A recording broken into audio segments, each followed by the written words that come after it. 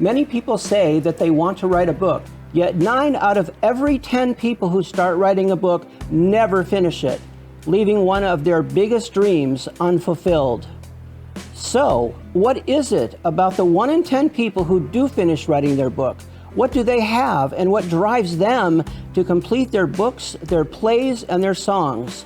Welcome to the Editor's Desk, where we explore their writing experiences, their motivations, and their struggles. And now, here are your hosts, author, writing coach, and self-publishing guide, Lynn Everard, and author, Louise Gomez.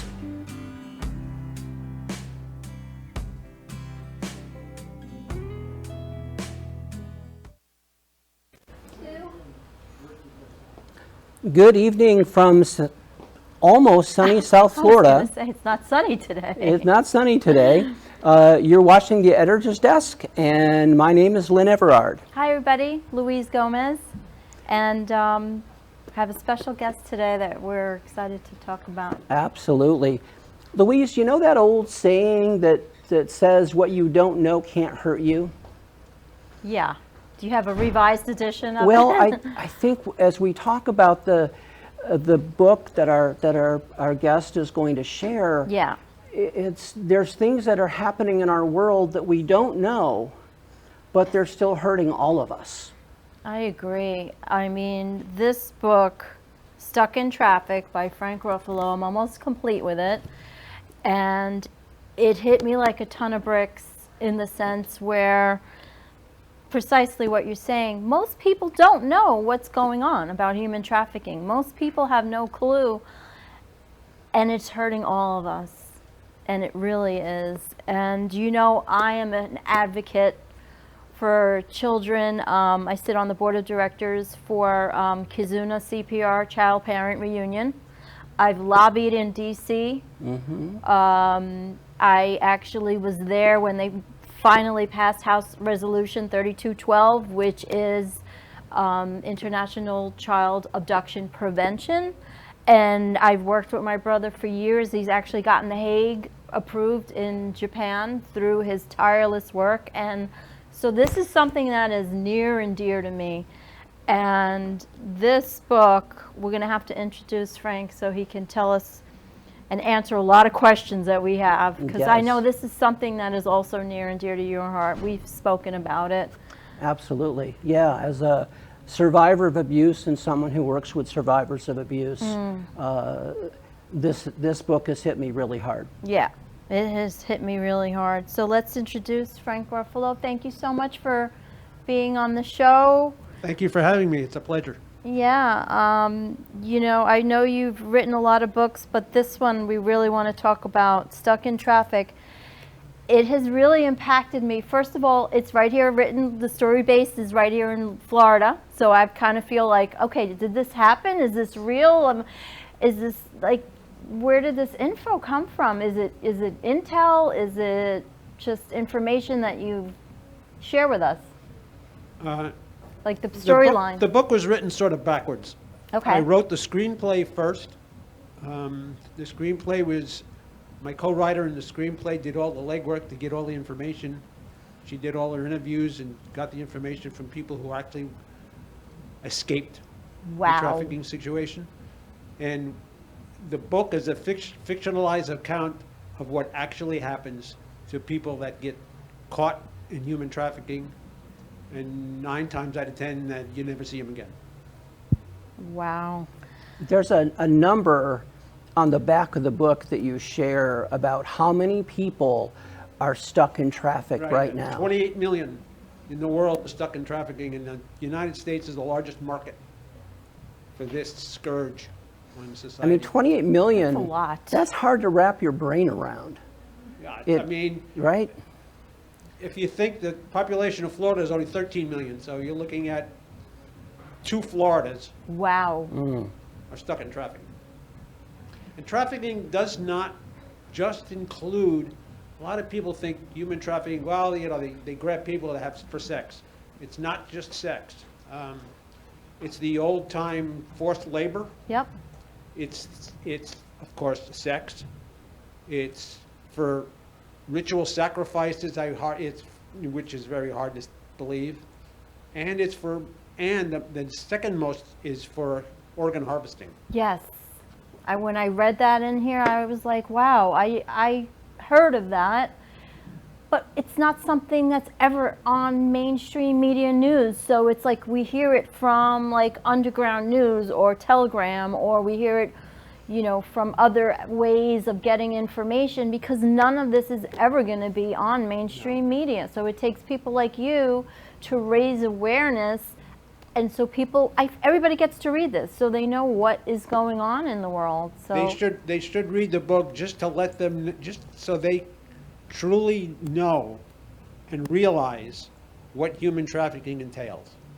It's not just taking money from people and taking them across the border. That's a very small part of it. They prey on the innocents and the unknowledgeable to fill the need.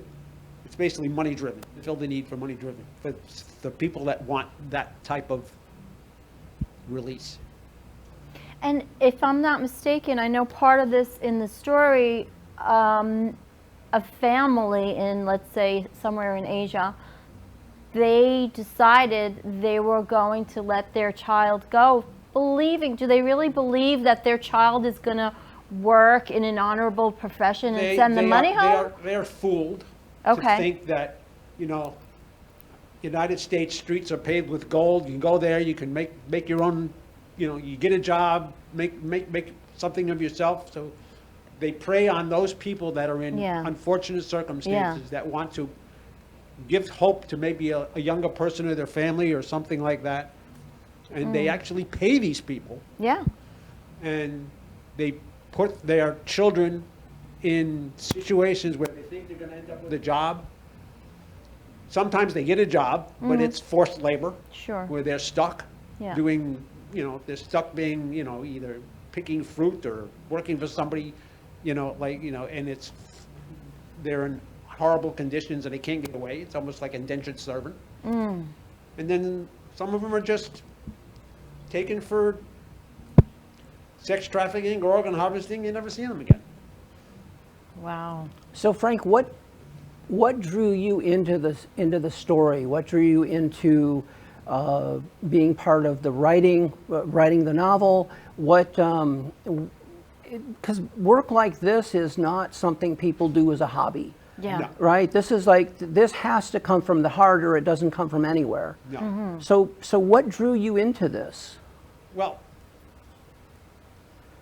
my co-worker at the time, and my friend, was very passionate and wanted to get the word out on human trafficking. So she wanted to do a movie.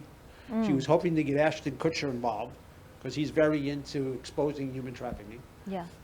And she had writer's block. She had stuck. She had started a story that just was stuck in the middle. She didn't like the way it began. Didn't like the way it was going. Didn't like where she was. She knew I was a writer and a screenwriter, author and screenwriter. So she contacted me. She said, "Listen, I need help with this screenplay. Can you do anything with it?" So I read the screenplay and got back to her and said, "Yeah, you're right. I mean, it's very slow. The beginning is dead. There's no spark. Let me see if I can fix it, change it up." I got so involved with the story that she started to create. Like I always say, the voices in my head created a whole background expansion of the characters. I finished the screenplay, gave it to her, started writing the novel based on the screenplay. Fortunately, within 5 months after being diagnosed with breast cancer, she passed away. So Sorry the about screenplay sort of went away. And about a year or so after that, co-writer friend of mine, we got together and I said, we need to resurrect this. We resurrected it. We had some people interested. We signed this contract to have somebody shop this screenplay out to see if there was any interest. That's still ongoing.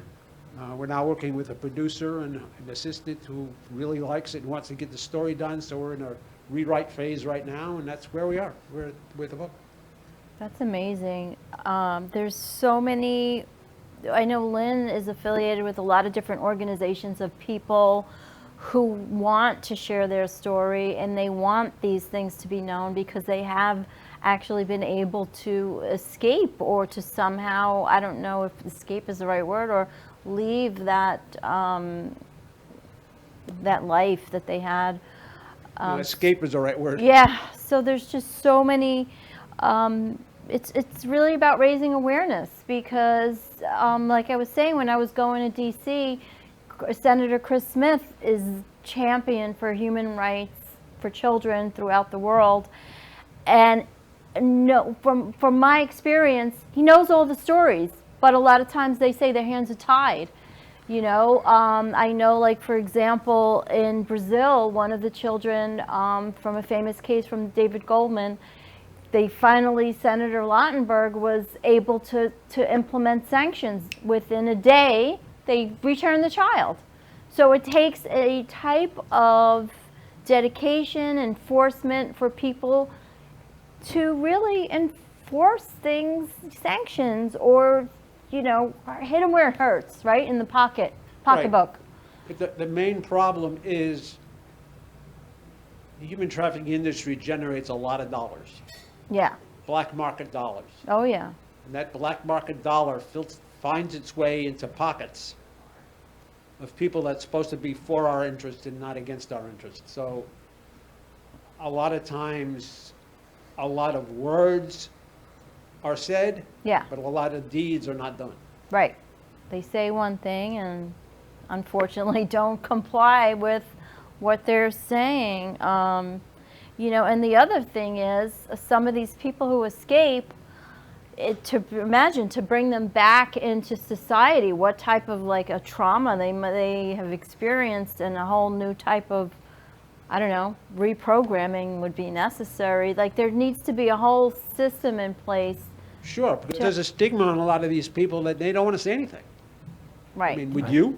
No. I mean, if you of were course. stuck, when you were stuck in doing some of that, and then you finally escaped and you started making a life for yourself, I'm sure you wouldn't want to go out and publicize that all over the world, saying, "Look, this is No, what I of was, or course. this is what happened to me." No, I get It's something that needs, like you said, it needs work. Those people need to be.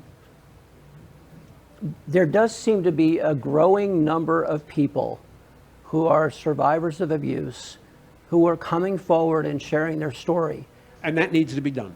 And it's really, to me, it's jumped so much in the last 6 to 8 months, because they realize that what do they have to lose, right? And what they feared losing in the past, they don't fear losing anymore. And that really makes people very powerful. And so, you know, books like yours and the movie when it comes out, these are things that people need to see, that they need to know about. You know, it's so easy to convince yourself that everything is wonderful, and the house with the white picket fence and all of that stuff. But underneath that, there is so much more, and so many people who don't have any chance of experiencing that at all. So to me, this book covers so many different aspects of trafficking. It's really amazing. You know, how did you weave it all together? Because you move from one thing to the next, and there's these ongoing stories, but there's stories within the story. Yeah. I don't know, I guess about 10 years of writing, I guess, helps me, I write in 3 different genres, so being a writer helps me do that. It was just the fascination of the story, and how many, what you would classify as good people in society were not good people.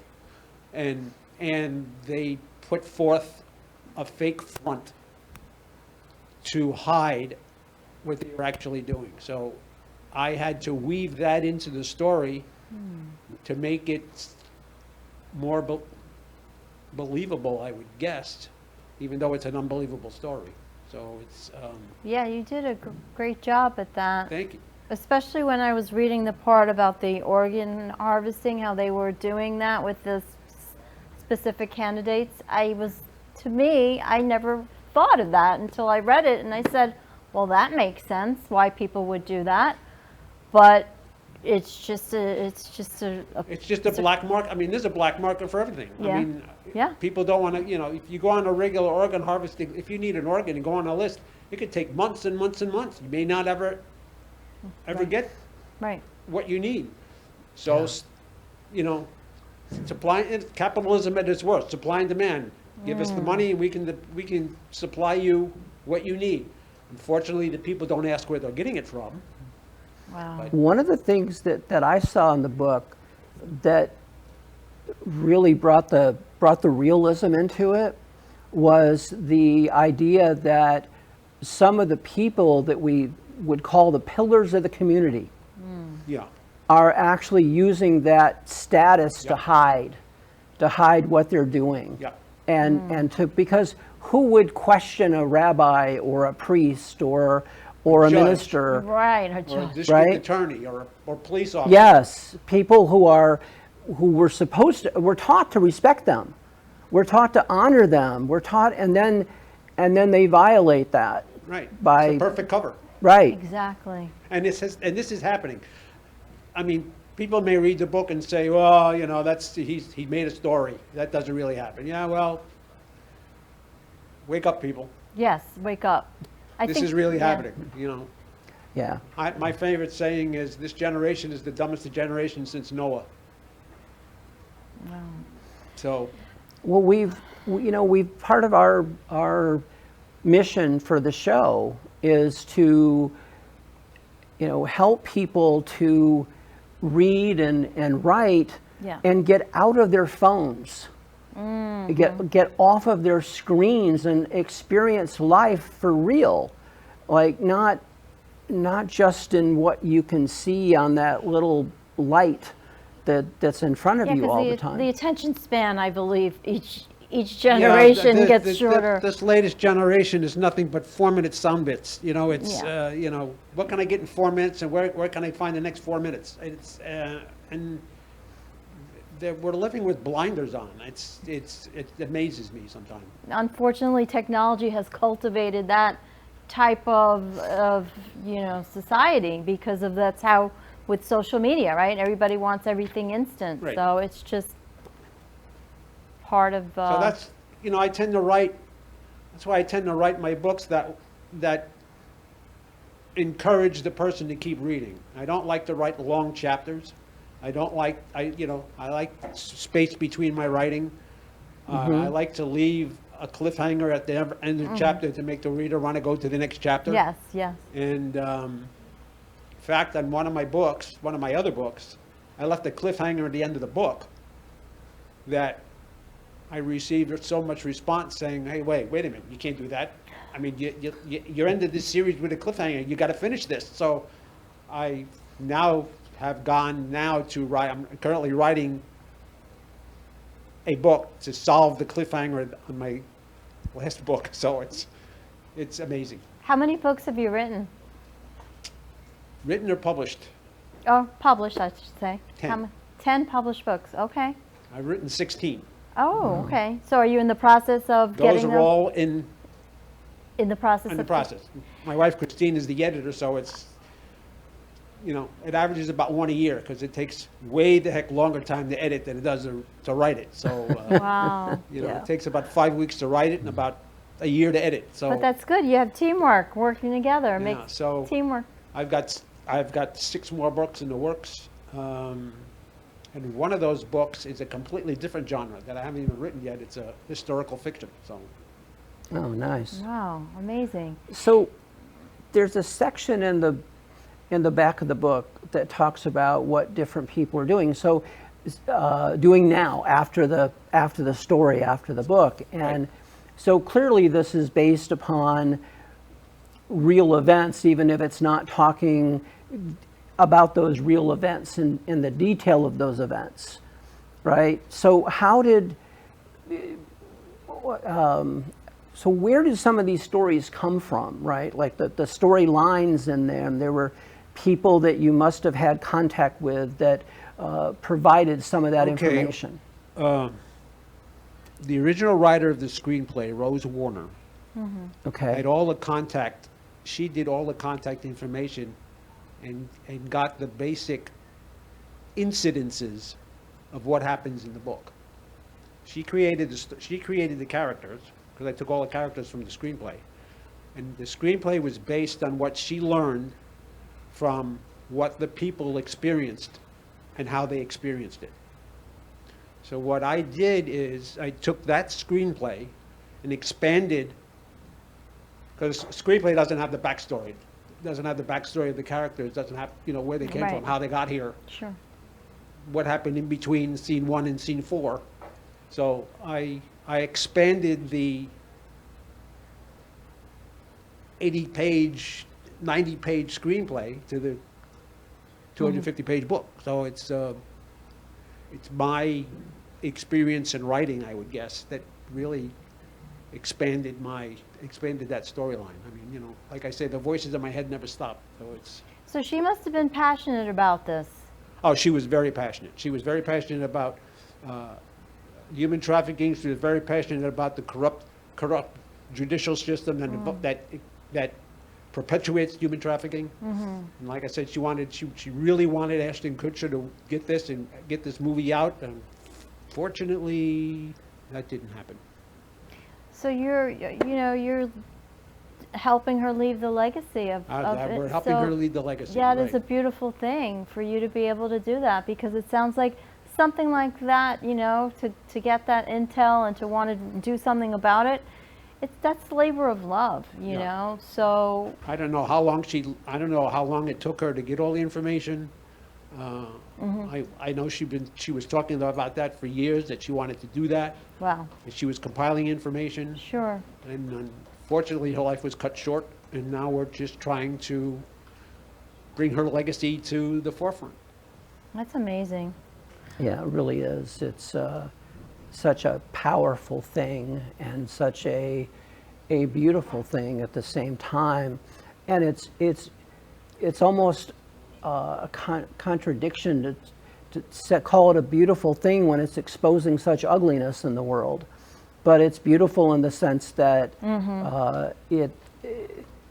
of what's behind it, the beauty of the caring, of the wanting to see this change and shift and basically be brought to an end. Yeah, you got to bring things to light so people you got to expose the light, right? You have to expose it You have to let to. people know what's going on, Yes. so they can end it. So Frank, through the course of writing the novel, like, what's the most memorable moment for you in terms of your experience of doing the writing? Like, what stands out for you in terms of your own experience as the author? With this book, Yeah, of the novel, yeah. the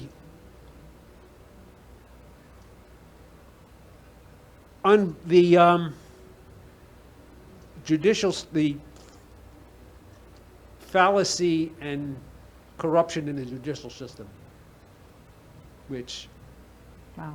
I didn't really. You look at a judge and you say, "Well, he's a judge. Nothing's going to happen there. I mean, he's there for us. He's there Right. to protect us." And then it comes to light that, yeah, well, just because you have a judge and you may have a jury, you may have a lawyer, you may not get justice, because if corruption, if the judge is corrupt and he's using his bench to forward his corruption, it's almost impossible to be caught. And that's what struck me the most in this story, that how any judge doing anything like this can happen, and we would never know. We unless it's exposed. But if Right. there's too many people that are in a powerful position behind that judge, it may never get exposed. Right. And that's the other problem. Yeah, it's like they insulate themselves with powerful people all around, above and below. Right. So if there's all these Right. powerful people involved, And we, the people, have the power, right? We, as citizens, when we decide that each one of us are going to take a stand and do something about it, That's the only time I think. That's the only time. Things are gonna We, the change. people, have to, because the media isn't going to do it. Oh, absolutely. The politicians aren't going to do it. The police are handcuffed a lot of times. They can't do it. So unless the people are involved and the people know what's going on, Right. and then they can put the pressure on to have it done, nothing's going to get done. That's why your book is so important, so people can read it, get an idea of what's going on, and educate themselves. And that's to educate 'Cause themselves. There's no one's going to learn it The anywhere government's else. not going to educate you. Oh. The media's not going to educate you. Nobody's going to educate you. You're going to have to educate yourself. They're not going to tell you this in schools, even though Broward County is trying to bring awareness to human trafficking. But Really, I you didn't. know, that's. You Well, know, and that number is so large that this can't be one of those issues where people say, oh, well, that happens to other people, but it wouldn't affect me. no, it And can so- happen to anybody. Right, that's why, exactly, and even if it doesn't affect you in your own family, it affects people you know, it affects other people that your kids know, Absolutely. and creates that whole environment. So it's really important that if you're watching our show right now, that you buy the book, that you read it, that you support what Frank is up to here with it, because literally we are all involved in this whether we want to be or not. Yes. So Frank, what's next for you? What would you like to share with us about what's coming up next? Well, I'm currently writing another novel to end my sci-fi trilogy, which now will be 4 books. What's the name of it? What is the name of it? The book I'm writing now, Samael of Sarah. Oh, okay. If you do some research on who Samael is, and do some research on Lilith, which is the other character in the book, those were fallen angels. So it proceeds. It's a faith-based science fiction, so it's good against evil, and it's basically there's going to be a fight, and you got to see who wins. So what about with Stuck in Traffic, the novel, the screenplay? Is there anything that people can do to support you in this right now? Like what could Stuck people? in Traffic screenplay? Yeah, buy the book. getting it, Yeah. getting it out there. Get it out there. Yeah. Let your people know. Yes, that's our mission. As more people get to see the book, as more people learn about it, it gets publicized, and maybe the right person sitting in the right desk at a right corporation will look at it and say, hey, we need to do this. Yeah. My books are on Amazon. Stuck in Traffic right now is listed on Amazon at a reduced price. So you can go on, just Google search my name, Frank A. Ruffolo, on Amazon, and my books come up. I have 2 books that are at reduced price, and they make great holiday gifts. If they want to contact me for autographed copies, you can contact me via email, Frank A. Ruffolo. Make sure you put the A in there, at gmail.com, and I can give them details how they can get the books autographed. Okay, well that's terrific, and we are so grateful that you just came on our show and I'm so shared grateful this that you have me here. your book and Thank the you. message behind it, and how we can all play a role in this, and in terms of what are your thoughts, Louise? Like as we wrap this up. I want to, as contributes to the world, that's our mission, is we want to help people to elevate their message. So really what we want to do is for everybody to buy the book, learn what's going on, take action, do something. I know Senator Chris Smith of New Jersey is a champion for human rights for children. I've met him directly. So buy the book and continue to share that message with the world. So thank you Please, so thank you. much. Yeah, and Yeah. Next week, who do we have as our guest? So next week we have Josmar Tehela, Yep. who's written a couple of different books. So he will be here, and he's a firecracker. He's got a lot of information on marketing and a lot of different things that he's written about. So Yeah, and if you're an author, if you're a writer, the work doesn't end when you publish the book, because Yeah. then you have to market it. Yes, that's the And beginning. that's a whole nother world to get into. Yeah. So, but as always, we really appreciate your joining us. Feel free to leave us a message Yep. on the Editor's Desk Facebook page. We'll get back to you. And See you next week. Thank you so much. absolutely. Thank you. Imagine rediscovering a past life. Now imagine finding the person you shared it with. And I just told all my friends, I'm like, you guys have to read this because I can't put it down. And I have not even gotten to the half of the book yet.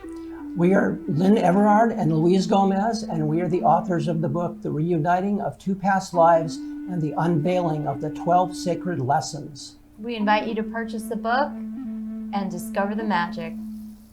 Even if you have never written a book, you are still an author. In fact, we all are. In every moment, each of us is writing our own unique story that we call our lives.